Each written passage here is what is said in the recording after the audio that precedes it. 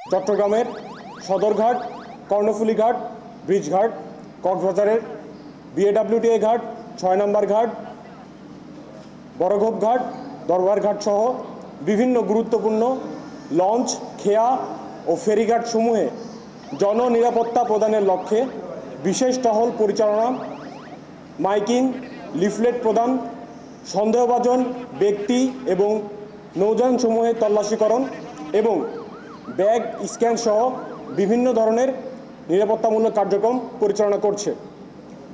দুষ্কৃতিকারীরা যেন আসন্ন ঈদে কোনো ধরনের নাশকতামূলক কর্মকাণ্ড পরিচালনা করতে না পারে, সেজন্য সদা তৎপর রয়েছে বাংলাদেশ কোস্টগার্ডের প্রতিটি সদস্য, যার মাধ্যমে নৌপথে আমাদের চলাচল নিরাপদ থাকবে বলে আশা করা যায়। এবং বাংলাদেশ কোস্টগার্ডের এই কার্যক্রম দিনরাত 24 ঘন্টা অব্যাহত রয়েছে। ঈদ উল ফিতর পরবর্তী সময়ে যাত্রীদের নিরাপত্তার স্বার্থে এই কার্যক্রম চলমান থাকবে।